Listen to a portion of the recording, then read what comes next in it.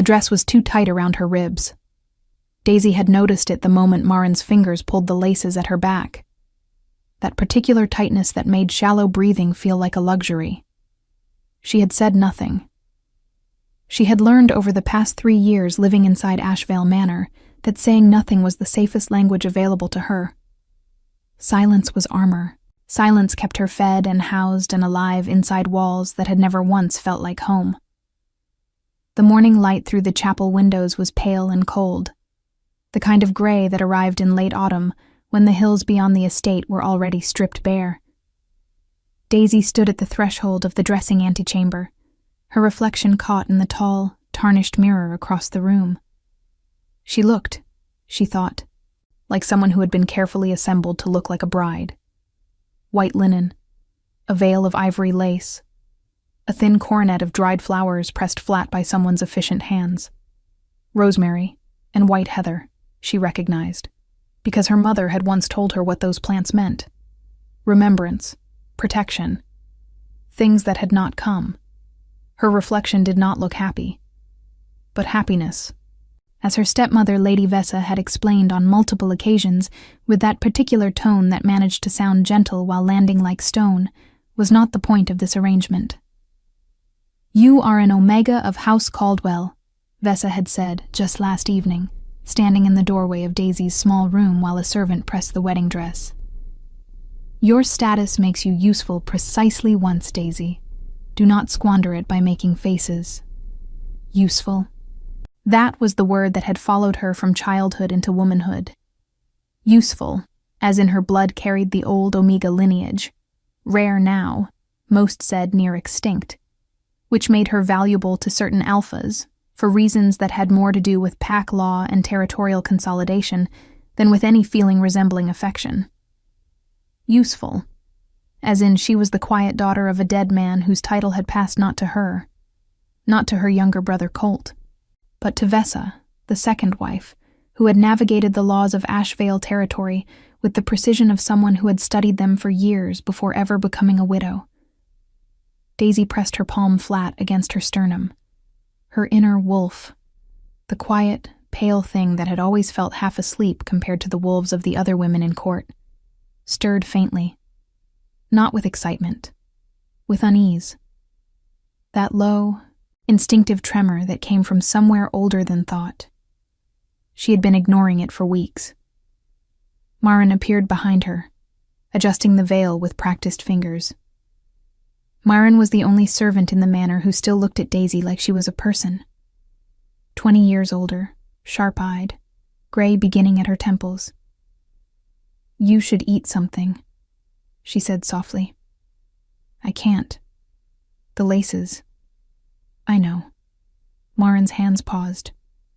For just a moment, something crossed the older woman's face. Not quite sorrow, not quite warning. Something Daisy didn't have time to read before it was smoothed away. "The carriage is ready. They want you in the chapel before the guests are seated." The guests, as if it were a celebration. Daisy did not ask who would be attending. She already knew the relevant detail. The man she was being given to would be there. Lord Cedric Vane, alpha of the Ironfield pack, 43 years old, twice widowed, the second wife under circumstances that no one in polite company discussed directly, only sideways, in pauses and averted glances.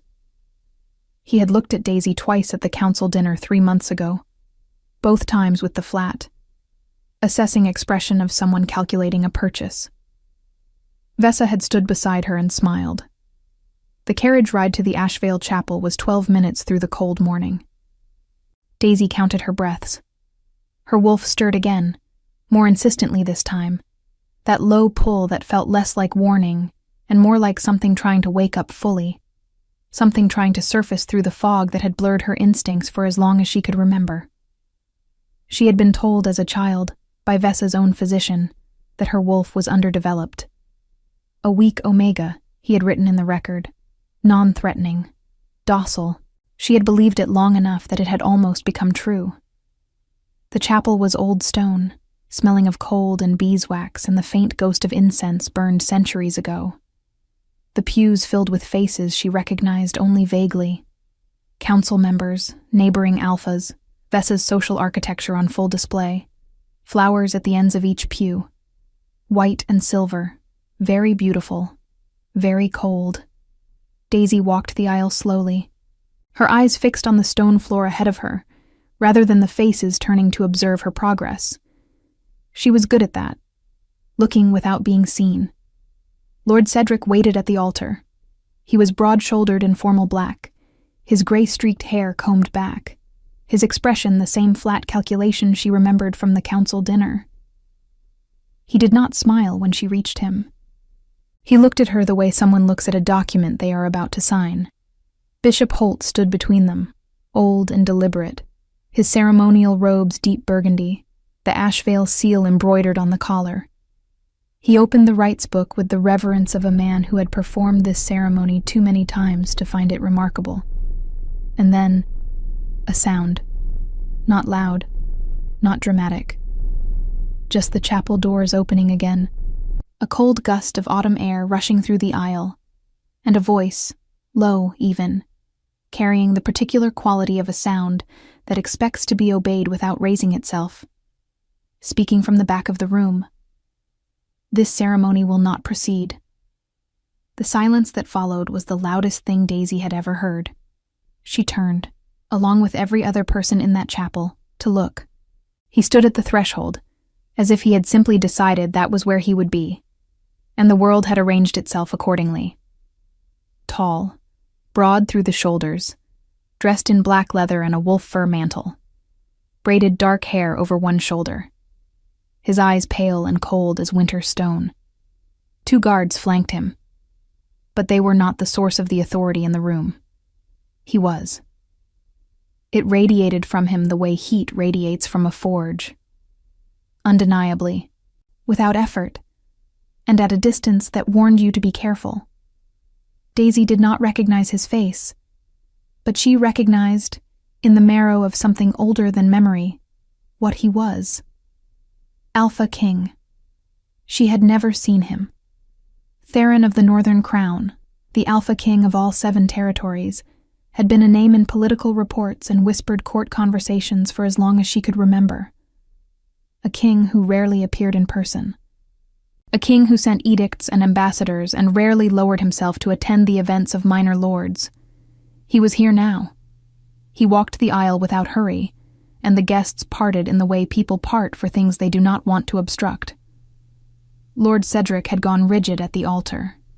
Vessa, Daisy noticed in her peripheral vision, had turned the color of old wax. The Alpha King stopped several feet from the altar and looked, not at Cedric, not at the bishop, not at the flowers or the assembled guests, at Daisy. His gaze was direct and entirely unreadable. "Lord Vane," he said, his voice still that same quiet, carrying tone. "You are in violation of Crown Compact, Article 9. No omega of a noble bloodline may be contracted without royal witness and approval. This ceremony was registered without that approval." Cedric's jaw tightened. "The Lady Vessa gave her consent as head of House Caldwell." "Lady Vessa is not the head of House Caldwell." The king's voice did not rise. It simply stopped Cedric's sentence, the way a stone wall stops movement. "That title belongs to the eldest child of Lord Aldrich Caldwell, which is not Lady Vessa." The chapel was perfectly still. Daisy was aware of her own heartbeat, of the dried heather in her coronet, of Marin, somewhere in the back pews, very carefully not moving. Bishop Holt cleared his throat. "Your Majesty, if you intend to interrupt the ceremony, I must ask." "I am not interrupting," the king said. "I am ending it." Then he looked at Daisy again, not with warmth, not with anything she could easily name, just with the clear, measured attention of someone who was seeing something exactly as it was. "You are Daisy Caldwell," he said. It was not a question, but it felt like something important that her name had been said aloud in this room, by this man, in this way. Not as a thing being transferred, not as a placeholder in a contract, but as an identity, a specific person. "I am," she said. Her voice was steadier than she expected. He held her gaze for one moment longer. Then he addressed the bishop. "Record it as void." Lord Cedric stepped forward. "You cannot simply—" "I can." A pause.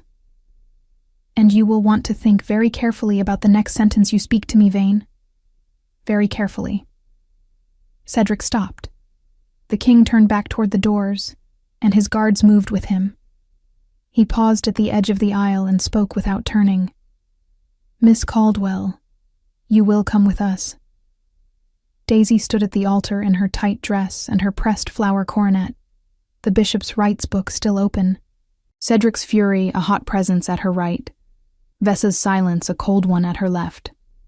Her wolf, for the first time in years, was fully awake. She stepped away from the altar. No one stopped her. That was the part that stayed with Daisy as she followed the Alpha King's guards down the chapel aisle and through the heavy oak doors into the cold morning.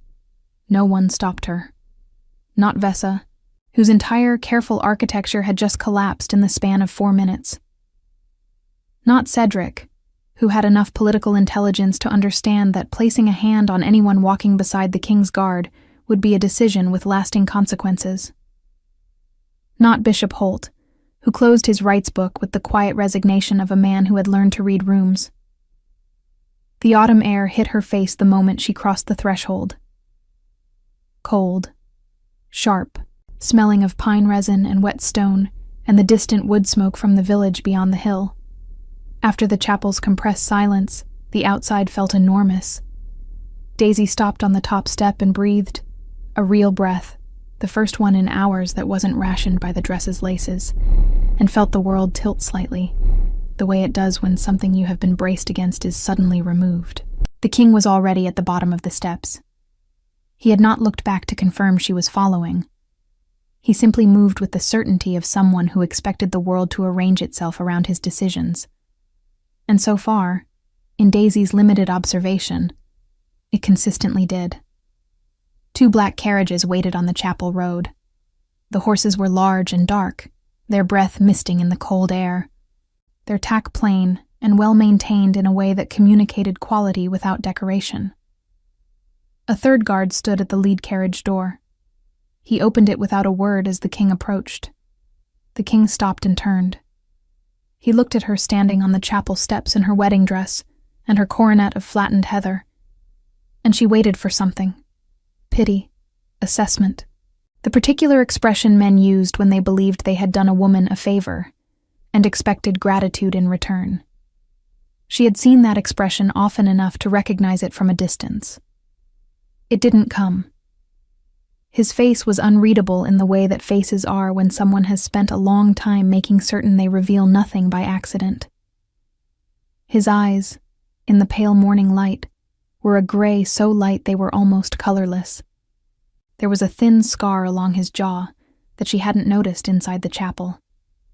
"The dress," he said, with the tone of someone making an observation rather than a comment. "Can you travel in it?" Daisy looked down at the white linen. "I don't have anything else." He turned to one of the guards and said something low. The guard moved to the 2nd carriage. A moment later he returned with a folded wool cloak, dark charcoal gray, plain and heavy. He held it toward Daisy without ceremony. She took it.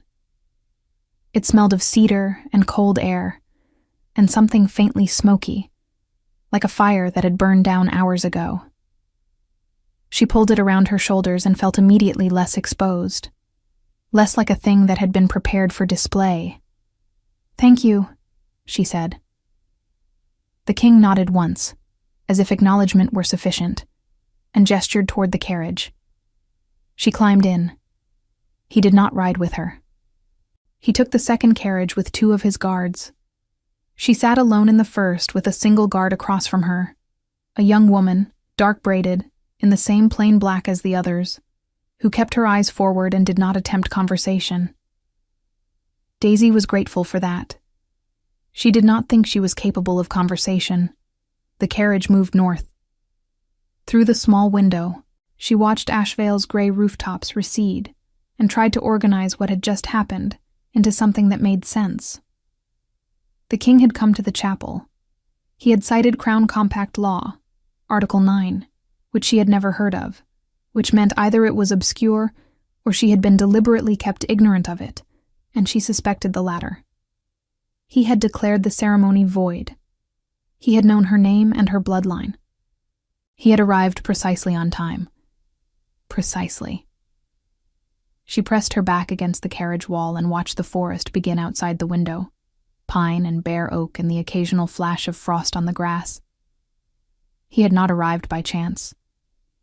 No one arrived at a chapel at precisely the right moment by chance, which meant he had known about the ceremony in advance, which meant he had sources inside Ashvale territory, which meant he had been watching something, or someone, long enough to act at the right moment. Why? That was the question that settled in her chest and refused to leave. Not gratitude, not relief.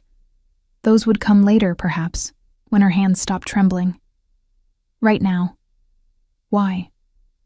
Why would the Alpha King of the Northern Crown involve himself in the contracted marriage of a minor lord and an Omega from a secondary noble house? What was Daisy Caldwell to a king who had 7 territories and a court full of actual political concerns? Article 9. Omega of noble bloodline. No royal witness. She turned the words over carefully. The law existed, clearly, and Vesa had violated it. But laws like that were violated quietly every day in territories where the crown's attention was elsewhere. The violation alone was not reason enough for the king to come in person. There was something else. She was still turning it over when the carriages stopped. Not at a city, not at a castle. At a way station. A large, solidly built stone structure off the main road, surrounded by a low wall, smoke rising from 2 chimneys. The kind of place used by crown couriers and military escorts, not built for comfort, but built to last. A stable to one side, a well in the yard. 2 guards already stationed at the gate, who straightened and stepped aside as the carriages entered. The king was already out of his carriage by the time Daisy descended from hers. He spoke briefly to the station keeper, a stocky older man who bowed with the practiced efficiency of someone who had received royal visits before, and then turned to address Daisy directly for the first time since the chapel steps. "We stop here until evening. There is a room for you on the upper floor. Food will be brought." He paused. "You are not a prisoner. The door does not lock from the outside." Daisy looked at him steadily. "Then what am I?" Something shifted in his expression. Not much. A slight change around the eyes, the quality of attention rather than its direction. "At present," he said, "you are someone the crown has an obligation to. The details of that obligation will be explained tonight." "By you?" "Yes." She studied him for a moment. He did not look away. He did not fill the silence with reassurance or additional explanation, and she found, strangely, that she trusted the silence more than she would have trusted either of those things. "All right," she said. The room upstairs was small and clean. A narrow bed with wool blankets, a washstand with a ceramic basin, a single window overlooking the yard. No decoration. No attempt at comfort beyond the functional. A fire had been lit in the small hearth, and the room was warm. Someone had left a folded set of plain clothes on the chair beside the bed. A linen underdress, a heavy wool dress in dark brown, a belt, and thick stockings. All the right approximate size. Again. Prepared. Daisy sat on the edge of the bed and pressed her palms against her knees, and made herself breathe slowly. Her wolf moved beneath the surface of her calm. Not anxious now, but alert. Awake in a way it hadn't been in years, as if something in the air of this place had reminded it of something older.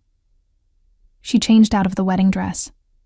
She folded it with the automatic neatness of someone who had spent years tidying after herself in a house that treated her like a guest who hadn't quite earned her room. She set it on the floor in the corner. She put on the plain wool dress. She unbraided her hair and combed it with her fingers and rebraided it, tighter and lower, the way she wore it when she wanted to feel less ceremonial and more like herself. Then she sat by the window and waited. Food came. Bread, hard cheese, a bowl of thick lentil soup, a cup of something warm and herbal that wasn't quite tea, but had the same settling effect. She ate all of it, which surprised her. She hadn't thought she was hungry. Outside, the afternoon light shifted through the yard. She watched the guards change posts. She watched one of the horses be walked in a slow circle by a young stable hand. She watched the king cross the yard below, his wolf fur mantle gone now, his leather vest and the two crossed straps of his harness visible, moving with that same unhurried authority that seemed to require no effort from him. He paused in the yard and looked up at the window. He didn't wave, didn't nod, just confirmed in a single glance that she was there. Then he went inside. At some point the light softened toward evening, and Daisy was still sitting by the window when footsteps came up the staircase, deliberate, measured, and stopped outside the door. A knock. One. Not a formality. An actual knock, the kind that waits. "Come in," she said. The door opened. Theron stepped inside and remained near the threshold, not advancing into the room, which she noticed. He looked at her by the window, her plain dress, her rebraided hair, the folded wedding gown in the corner, and said nothing for a moment. "You want to know why," he said finally. "I want to know everything," Daisy said. "But yes, start with why." He moved to the chair across the room, not near her, not looming, just settling into the space with the same economy he seemed to apply to everything, and sat. "Your father," he said, "did not die of a fever." The fire crackled. Outside, the wind moved through the pines. Daisy's hands folded in her lap went very still. "Tell me," she said quietly. And he did. Her father had been poisoned. Theron said it plainly without softening the edges, and Daisy found she was grateful for that too, the same way she had been grateful for the silence in the yard, for the knock that waited. He spoke like someone who believed she was capable of hearing the truth without being managed around it. Lord Aldrich Caldwell had not weakened and died over the course of a slow winter illness 3 years ago. He had been given something, a compound that mimicked the symptoms of lung fever with enough precision to satisfy a physician who was not looking for anything else. A physician who, Theron said, had been paid to not look for anything else. The compound was rare, expensive, and known almost exclusively in the Northern Territories, where certain healers had documented its properties in texts that were not widely circulated outside Crown libraries. Crown libraries. That was how they had found it. Not immediately. It had taken nearly 2 years after Lord Aldrich's death for a Crown investigator to connect a pattern of similar deaths in 3 separate territories. Minor lords, noble bloodlines, all with Omega lineage in the family, all with second spouses who had subsequently assumed control of the household. "Vessa," Daisy said. "Vessa did not act alone," Theron said. "She was the instrument in Asheville. Lord Cedric Vane was the architect." The fire shifted and settled. Daisy looked at the wall beyond his shoulder and let that arrange itself inside her, the shape of it, the dimensions. Cedric had not simply wanted a contracted arrangement with an Omega. He had helped construct the conditions that made the arrangement possible. Her father's illness, the transfer of the household title to Vessa, the 3 years of careful isolation, of being made useful and small and manageable, all of it built piece by piece to deliver her to that altar. "Why?" she asked. "What was the point of going to all of that trouble? He could have contracted any Omega." "He could have," Theron agreed, "but not one with your specific bloodline." He leaned forward slightly. Not toward her, just forward. the posture of someone moving into the clearer part of an explanation. House Caldwell holds a dormant territorial charter, he said. Your great-grandmother's time.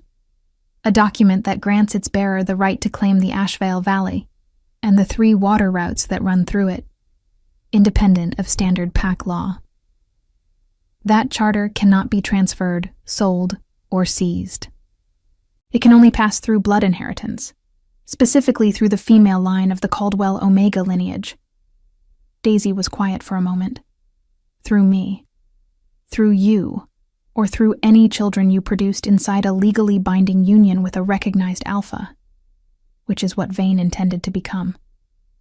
The full shape of it arrived then, cold and complete. Cedric had not wanted her. He had wanted the charter. He had needed her blood, her name, her legal signature on a union document, and he had needed Vesa to control her long enough to get all 3 without resistance.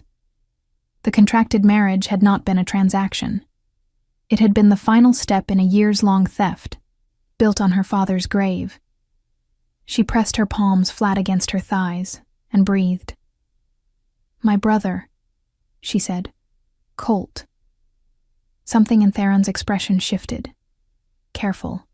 The way someone looks when they are about to say something they know will hurt, and have decided honesty is still the right choice. Where is he? She asked. Colt Caldwell was sent to the Fenwick border garrison 18 months ago, Theron said. Registered as a voluntary military placement. The documentation bears his signature. He was 15, Daisy said. Her voice was very flat. Yes. He didn't sign anything voluntarily. No, Theron said. He didn't. She stood up, not dramatically. She simply could not remain seated. She moved to the window and looked out at the dark yard below, the torches lit now along the station wall, the horses quiet in the stable. Her reflection was faint in the glass. A woman in a borrowed wool dress with her hair in a plain braid, standing in a waystation room, learning the full dimensions of what had been done to her family. Her wolf was not trembling now. It was very still, the particular stillness of something that has finished being afraid and started being something else entirely. Is he alive? She asked. As of 6 weeks ago, yes. My investigators confirmed it. Is he safe? A pause. Honest. The Fenwick garrison is a hard posting. He is alive and functional. Whether he is well is a different question. She turned from the window. I want him back. I know, Theron said. That isn't a request, she said. I'm telling you what I intend to do. Whatever you need from me, whatever obligation the Crown has decided it has regarding my bloodline and that charter, I need my brother returned. That is not negotiable. He looked at her for a long moment. His expression was, as usual, difficult to read in its specific contents, but the quality of it was not dismissive, not calculating in the way Cedric's had been. It was more like someone reading carefully, someone taking accurate measure. Retrieving Colt Caldwell from Fenwick is already part of the Crown's plan, he said. It was part of it before today. She studied him. How long have you been planning this? 7 months. 7 months. She had spent 7 months inside Ashevale Manor being fitted for a wedding dress and practicing how to sit correctly at formal dinners.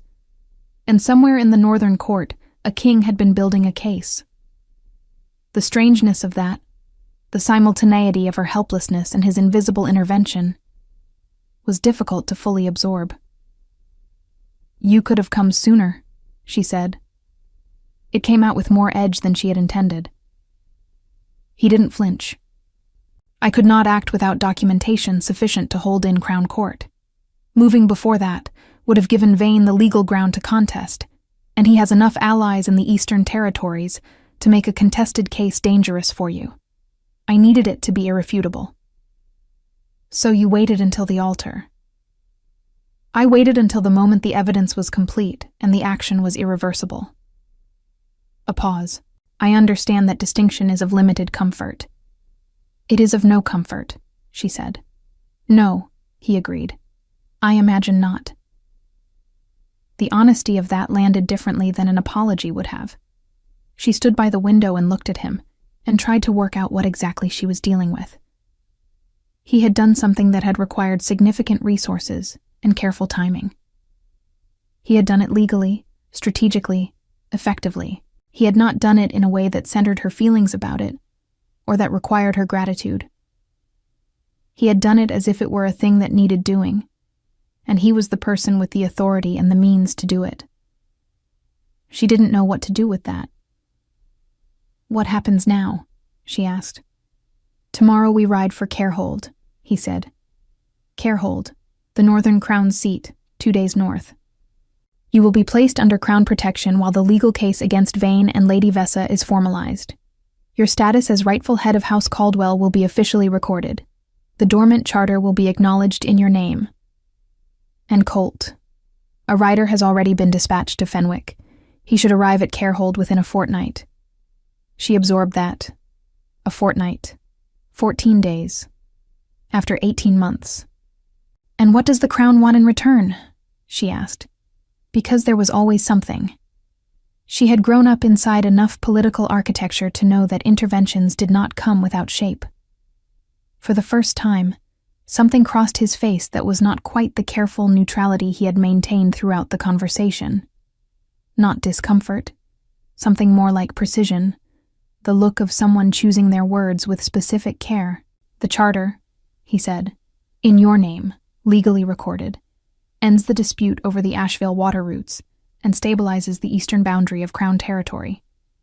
That is what the Crown gains, legally and politically." "That's not what I asked," Daisy said. The faint shift again. "No, it isn't." He stood, and he was taller standing than she had recalibrated for, the kind of presence that didn't announce itself but was simply there, like a structural wall. He moved toward the door, paused with his hand on the frame. "There is a second matter," he said, "one that is not political. I will not discuss it tonight." "Why not?" "Because you have received enough information for one evening," he said. "And because the second matter requires that you be rested and clear-headed when we discuss it, not because I need you manageable, but because you will want to be." Daisy looked at him steadily. "That sounds like something someone says when the second matter is something I won't like." "It is something you will not know what to do with," he said. "That is different from not liking it." He left. The door did not lock. She stood in the middle of the small warm room for a long time after his footsteps had descended the stairs. Her wolf moved slowly beneath her calm.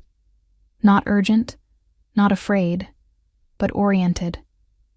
The way a compass needle orients when it finally gets close enough to north to stop drifting. She did not sleep well, but she slept. And in the hour before dawn, she had a dream. She was standing in a stone hall she had never seen. High arched ceilings, torchlight on gray walls, a long table with maps spread across it. The air smelled of pine resin and cold metal. Across the table stood a figure she couldn't clearly see. But she knew, the way you know things in dreams without seeing them, that it was important. That something had been decided, that a line had been crossed that could not be uncrossed. She woke with the dream still present, vivid and strange, and lay still in the gray early light and thought about the second matter, and about a king who knocked before entering. Carehold arrived on the second evening like a wall of dark stone rising from the tree line.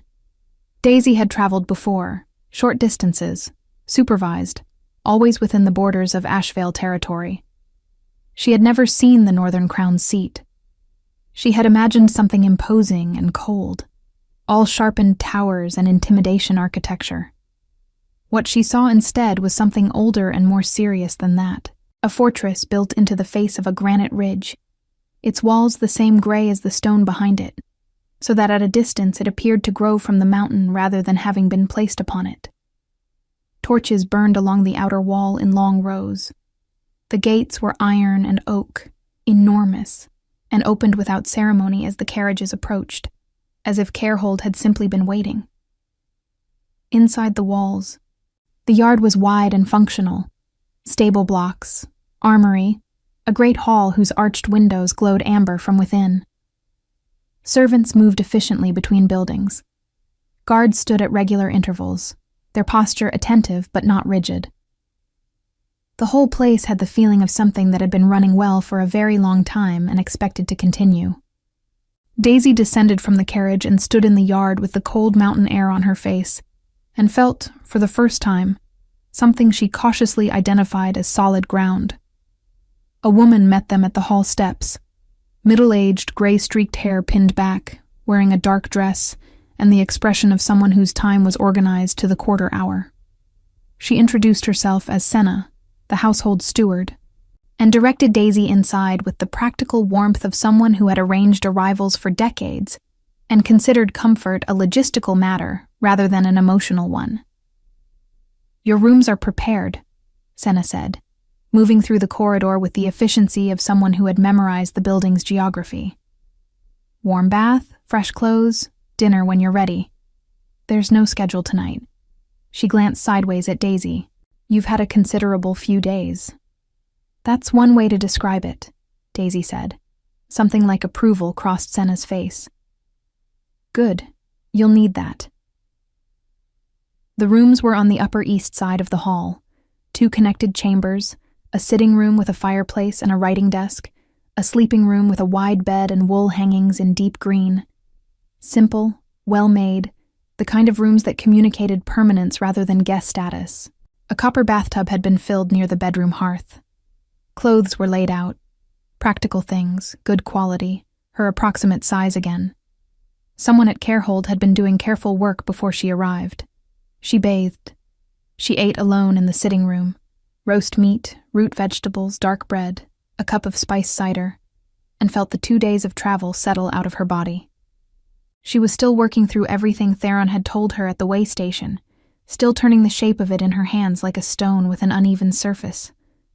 Her father's murder, the charter, Colt, the case being built over 7 months, the second matter. He had not mentioned it again during the 2-day ride. She had not asked. They had traveled mostly separately. He with his senior guards, she in the first carriage, and the few times they had stopped and been in proximity, he had spoken practically. Road conditions, estimated arrival time, whether she needed anything. Not unfriendly, not warm. Measured. She was beginning to understand that measured was simply how he operated, and that it was not the same as indifference. On the second morning of travel, at a rest stop where the horses were watered and bread and dried fruit were passed around, she had found herself standing near him at the edge of the road, while both of them looked at the tree line without speaking. It had not been uncomfortable, which surprised her. She was accustomed to silences that required management. His silences required nothing. They simply existed, and you could stand inside them without performing anything. She had thought about saying something. She hadn't. He had handed her a piece of dried apple from the provisions without comment, and she had taken it, and they had stood there for another 3 minutes before the horses were ready.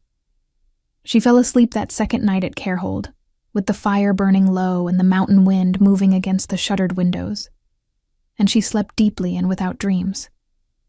In the morning, Senna arrived with a schedule. The legal proceedings, it turned out, had already begun. A Crown advocate named Drest, angular, ink-stained, precise, met with Daisy in the hall's small study and spent 2 hours walking through the evidence compiled against Cedric Vane and Lady Vessa. She listened carefully and answered his questions with the focused attention of someone taking an inventory.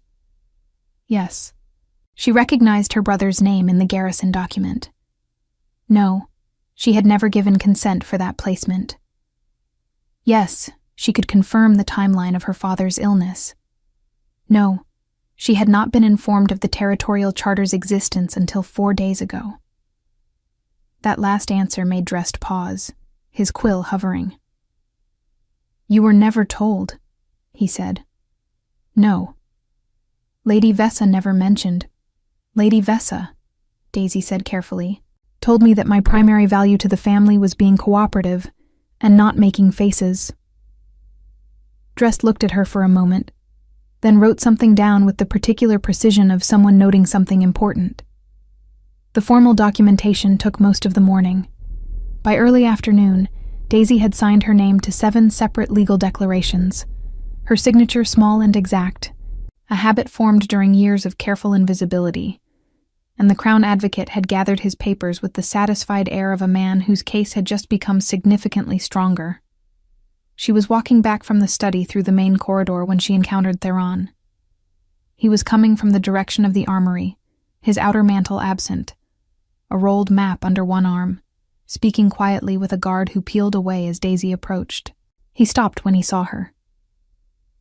"The Advocate finished?" he asked. "Yes."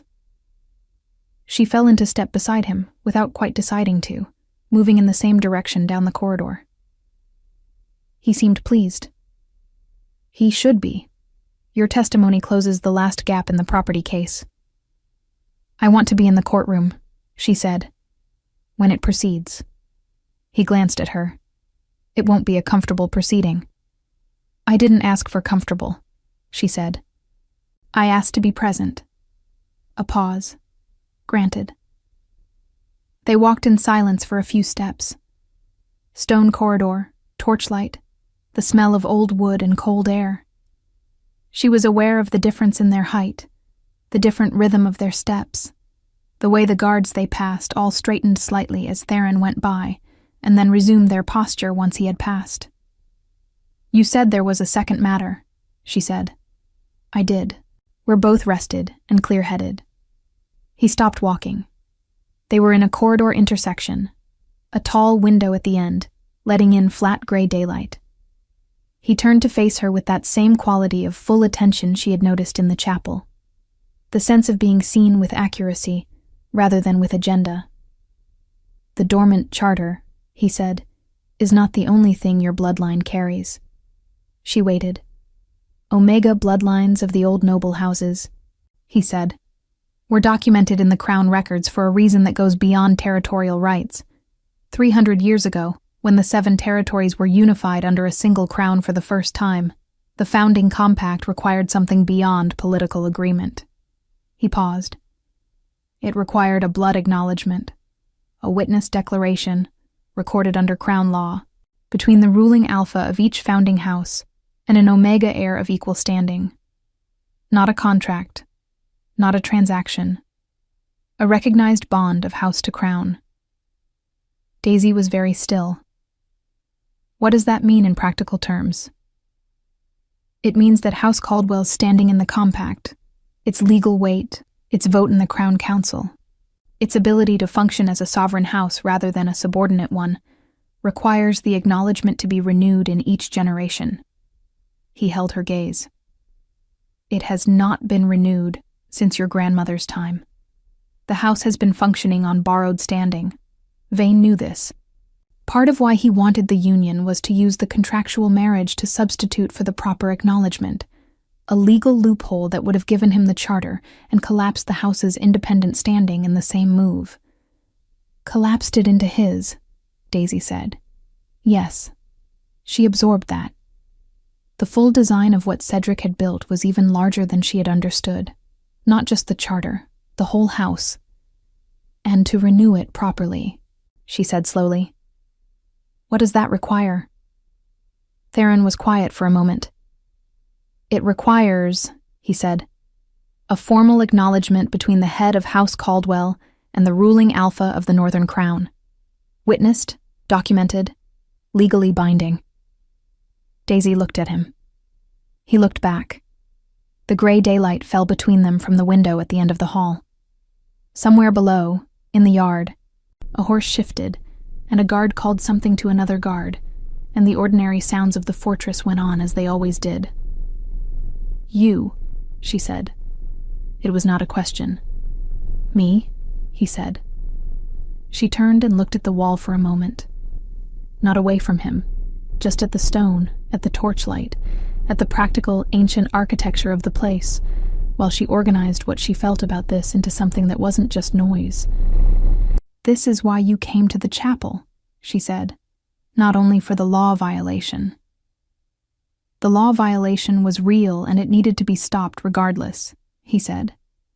"But yes, you are the last Omega heir of a founding house. The compact acknowledgement cannot be completed with anyone else, and if Vane had completed that union before I could intervene, the acknowledgement would have been permanently inaccessible. House Caldwell would have ceased to exist as a sovereign entity within the generation. And the crown needs the house."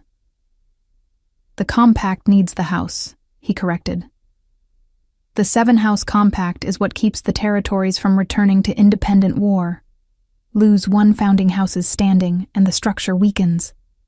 Lose it to a man like Vane, with Eastern allies and territorial ambitions, and the structure doesn't weaken. It fractures." She turned back to face him. He had not moved. He was standing in the intersection of the corridor with the same quiet stillness he seemed to carry everywhere, and she was looking at him with new geometry. Not the king who had stopped a wedding, not the man who had knocked before entering, but someone whose careful 7-month work had had stakes she was only now fully measuring. "And what does this acknowledgement involve?" she asked, specifically. "A formal ceremony," he said, "witnessed by the Crown Council, a spoken declaration, recorded in the compact register, a shared seal." He paused. "It is not a marriage. It does not obligate you to Carehold or to me beyond the legal standing it creates for your house. You would return to Ashvale as its rightful head. The house's seat on the Crown Council would be restored. Your sovereignty would be documented and protected. But it requires my willing participation." "It requires your willing participation," he confirmed. "I will not compel it. If you refuse, I will still pursue the case against Vane and Vessa on criminal grounds. The charter returns to you either way. The compact acknowledgement is separate."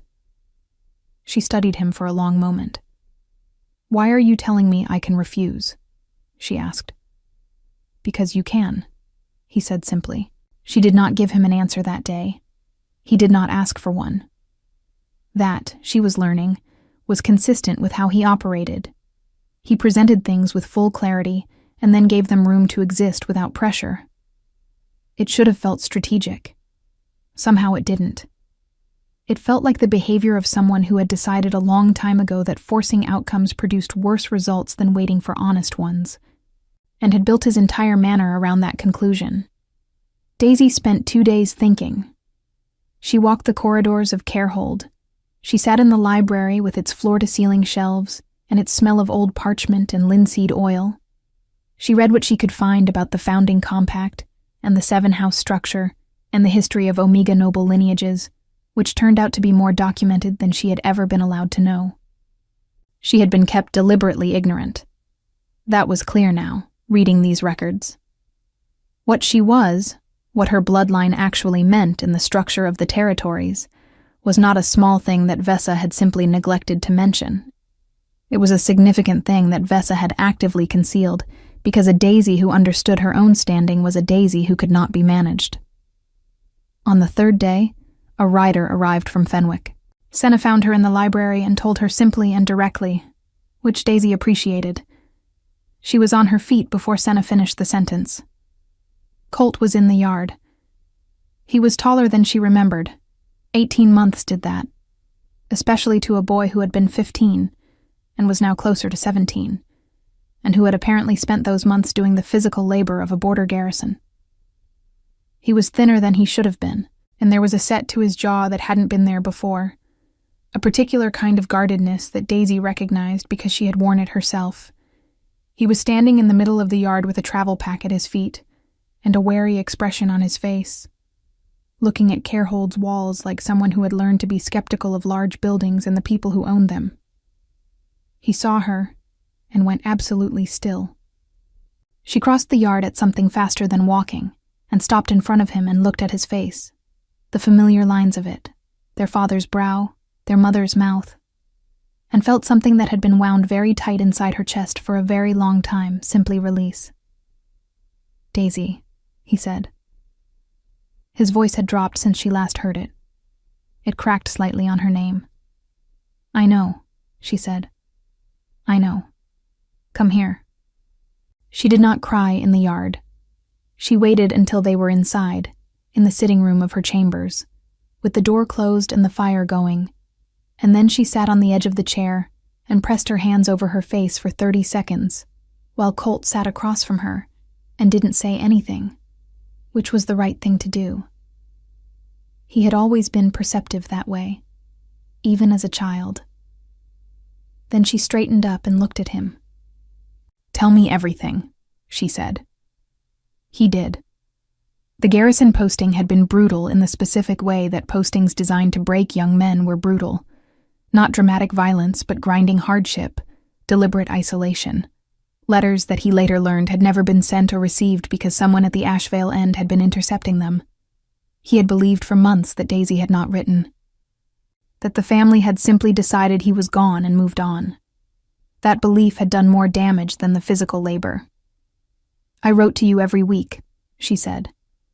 He looked at the fire. "I know that now. Every week, Colt. Every single week."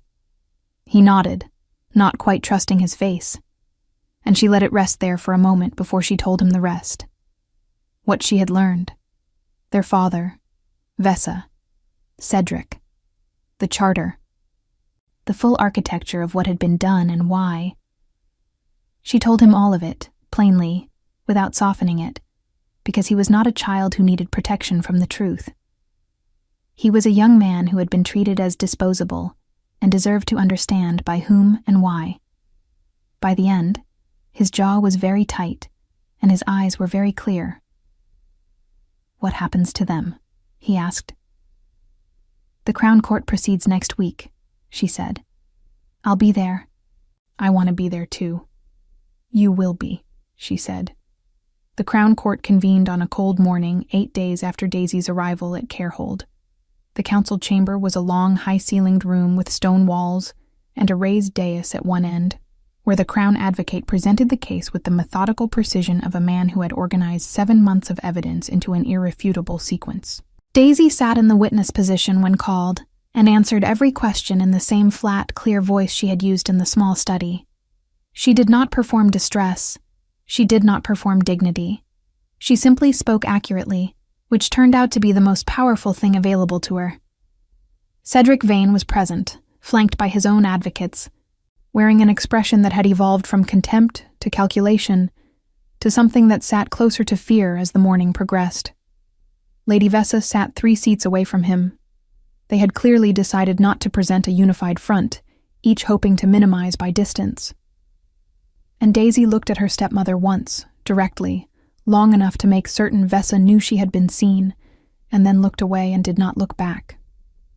The physician who had attended her father's final illness, a man named Taub, now considerably less well compensated than he had been in Vesa's employment, had been located by Crown investigators in a coastal town 3 territories away. His written testimony, read aloud by Drest, was specific and damning. The compound, the dosage, the deliberate misdiagnosis, the payment. Cedric's advocate attempted 3 separate procedural challenges. Theron, seated on the dais as presiding authority, declined all 3 with the same measured tone and the same absence of drama. By afternoon, the findings were recorded. Lord Cedric Vane, stripped of his title, his territorial holdings returned to Crown management pending redistribution, removed from all council positions, exiled to the outer territories under Crown supervision for a period of not less than 20 years. Lady Vesa Caldwell, stripped of the fraudulently assumed title, removed from Ashvale Manor, her personal assets frozen pending review for their role in the compound procurement and the falsified garrison documents. The Ashvale estate and the Caldwell territorial charter, formally and irrevocably recorded in the name of Daisy Caldwell, head of House Caldwell, with full sovereign standing under Crown compact law. Daisy sat with the proclamation in her hands, the official document, the Crown seal in deep red wax at the bottom, and felt the weight of it. Not the triumph she had expected to feel. Something quieter and more permanent. A door that had been locked for 3 years, unlocked. Colt sat beside her. She felt him exhale. She found Theron that evening on the battlements. He was standing at the outer wall, looking north toward the ridgeline, his wolf fur mantle back on against the cold. The sky was clear, and the stars were very bright above the mountains, the kind of clear that only came when the temperature was dropping seriously. She pulled her cloak tighter and came to stand beside him, and he turned his head slightly to acknowledge her presence without speaking. They stood like that for a moment. "I've made a decision," she said. "I know," he said. She looked at him sideways. "You don't know what it is." "I have a reasonable estimate. Then you can wait 30 seconds for me to say it properly." Something crossed his face. That faint shift she had been learning to read, the one that meant something close to amusement but filtered through a man who had spent a long time keeping his expression neutral. She turned to face the ridge. "I'll complete the compact acknowledgement," she said. "Not because the crown needs it, although I understand that it does. Not because it protects my house's standing, although it does that too." She paused. "Because it's what my father's house deserves. What he deserved. What it should have been all along, before Vesa and Cedric built their structure around preventing it. I want it done correctly, and on record and witnessed, so that no one can ever again treat House Caldwell as something that can be quietly dismantled." She looked at him. "And," she said more quietly, "because I trust you to stand in that ceremony as someone who means what he says, which is not a small thing, given recent events." Theron looked at her for a long moment. His pale eyes in the starlight were very steady. "It is not a small thing," he agreed. "I will not treat it as one." "Good." She turned back to the mountains. He remained beside her, and neither of them spoke for a while, and the cold came down from the ridge and the torches burned along the wall below, and Carehold was solid and old and still around them. "Colt wants to study," she said eventually. "He mentioned the Crown Library. The library is open to him. He also said something about the armory. The armory has a training master." She nodded. "He'll need time. He has it." She absorbed that, the simple, unqualified availability of it. Time, space, no conditions attached. The compact acknowledgement took place 10 days later, in the council chamber, with all 7 Crown witnesses present and the register open on the dais. It was formal and precise, and entirely without excess. They stood across the table from each other, which felt correct. Not beside each other, not facing each other in the way of a ceremony designed to perform union, but across, like 2 people completing a document of mutual standing. Drest read the declaration aloud. They each spoke the response in turn. The seal was pressed in the register beside both their names. It took 11 minutes. After, when the witnesses had signed and the chamber had cleared, and she and Theron were the last 2 people in the room, he looked at her across the table, the register still open between them, the candles burning in their iron holders, and said nothing. She said nothing either. But she stayed at the table for a moment longer than necessary, and so did he. And that felt like the beginning of something honest. Not a promise, not a declaration, just 2 people who had looked at each other clearly, in the worst possible circumstances, and found that what they saw was something real. In the months that followed, Daisy returned to Ashvale. Not as a guest, not as someone's arrangement, as its head. She rode through the estate gates on a gray morning with Colt beside her, and Marin waiting in the yard, older, relieved, her sharp eyes bright, and the household assembled in the honest, quiet order of a place being returned to its proper shape. She rebuilt it carefully. She learned the estate's finances, which were in worse shape than she had imagined, and better shape than she had feared. She restored the staff that Vesa had reduced. She opened the estate's records and found, buried in her father's old correspondence, 7 years of letters he had written to the Crown Advocate's office regarding the compact acknowledgement. Letters that had been intercepted, held, and never delivered. She added them to the Crown record herself. Colt healed slowly, the way young people heal when given enough room and enough constancy. Not all at once, not without setbacks, but genuinely. He was serious and perceptive, and had their father's particular way of sitting very still when he was thinking hard. By spring he had filled out, found his laugh again, and was spending significant time in the estate's library with texts Daisy suspected had arrived from Carehold's collection. Theron came to Ashvale twice that year. Not with ceremony, not with the full weight of the Crown entourage, with 4 guards and a practical purpose each time. Council business involving the water routes, documentation for the compact register.